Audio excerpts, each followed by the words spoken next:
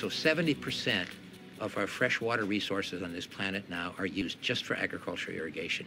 And we're drawing down our freshwater resources all across the planet at an absolutely unsustainable rate. Now this well is at least more than 150 years old, and we had a water level of 30 feet.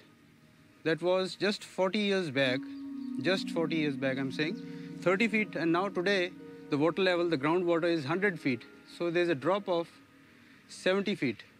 In China, for example, where 80% of grain is dependent on irrigation, they're drawing down their groundwater, some places already pumping from 1,000 feet deep.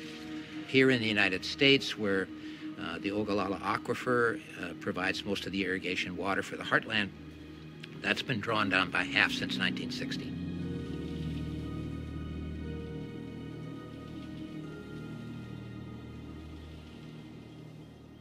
In California, big impact, particularly in Southern California, but also in any arid region of the world where we irrigate, is salinization of the soil and applying a lot of water. The water evaporates and leaves behind salts. The loss of productive agricultural soils due to salinization equals that now of losses due to erosion. And so this is why 10 million hectares of land are being abandoned annually in the world because of salinization. So we use dripper lines. Dripper lines use vastly less water and less electricity to bring water to your field crops. We planted the lines of broccoli down the outside, and we planted tatsoi, a wonderful Asian green, down the middle. The benefit is, if you're looking at this bed from the top now, you actually can't see the soil, which means the sun isn't reaching the soil. So the soil is staying shaded, it's staying moist, reducing the weed competition, and therefore reducing our labor.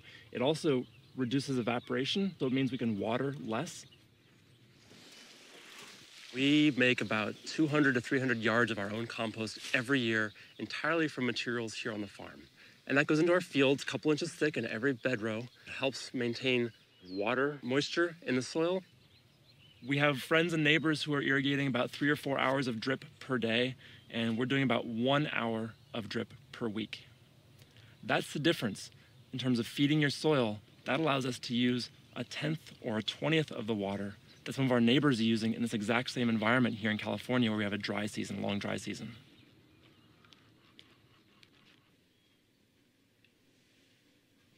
Here, what we see is soil from the Rodale Institute Farming Systems trial.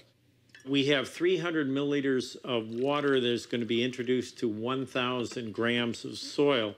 Here is the simulated rainfall. Okay, do you see that we're having runoff now? And this runoff is actually showing the erosion of the soil particles. And we're going to see somewhat different effect when we have organic soil related to the increased organic matter. Do you see that there is some runoff occurring, but the runoff is much clearer, and there's more water that is being absorbed into the soil.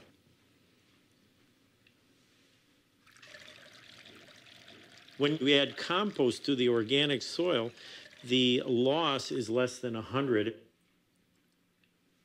When we have the mulch and the organic system and compost, there's more water that is being absorbed into the soil.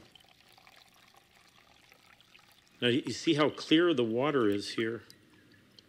As we improve the soil, we get much less runoff. One of the ways of avoiding catastrophic floods is by improving our soil. Now we are going to take these beakers out, and we're going to show you what's happening below the surface. If we look at the bottom of our containers, we see that actually there's no water that runs through the conventional soil, so that you're not getting anything that could be supplying the aquifers, the water storage that is underground, or the surface rivers because of the poor nature of the soil. But as we use these organic soil methods and we create an organic soil, what we see is that we're getting not only less water loss on the surface, but we're getting water charge in the subsurface, which is feeding our aquifers and our surface streams. So this is very good for our natural resources, and most of our water come from underground water sources. So we've watched here at the Rodale Institute over the years is when we have drought years, our organic fields can produce 30 to 70% more corn or more soybeans because there's the organic matter in that soil than a conventional chemical synthetic-based farm ever could. So when they talk about what we need is bioengineered plants for drought resistance, we're kind of slapping our foreheads and going, what? What we need is healthy soil with organic matter in it, and you don't have to put a bioengineered gene into that plant. You can outproduce conventional by a whole bunch by just improving that soil. Now here we have a new technique called organic no-till, and you can see that the soil is covered with a cover crop that is rolled down. When we put a mat on it, the materials that are in it are high in the nitrogen that is needed for the corn plant. We get both the fertility and better resource conservation. In my gardens, I grow two things all the time. 50% for people, which is the potato in this case, and 50% of the land for nature, the soil improvement cycling crops. It's very important. Without a balance between the two, things will collapse. In my gardens and in the gardens of the future, I believe, we need to recognize and feed nature as we feed humanity. And so I grow this crop of mixed soil improvement plants. You can call them weeds. There are mustards and vetches and clovers and a wide range of different plants in here, and as well as potatoes. There are no bugs, there are no disorders of any kind out here. It all transpires. And the potato plant has not yet come to bloom, and it's an immature potato plant at this time of year, but we'll harvest one just to examine what it looks like. We see large masses of fiber beginning to fruit, and it has a few small new potatoes. And it weighed about 2.5 or 3 ounces, and it's still solid. It has yet to be drained. It's just barely begun. Generally, under this circumstance, I will plant one potato in this garden, under the way I garden. I will plant one potato, and I will get 14 equal-sized potatoes. This is also part of nature. Humanly trained, I'm afraid. Well, that's the end of the potato story.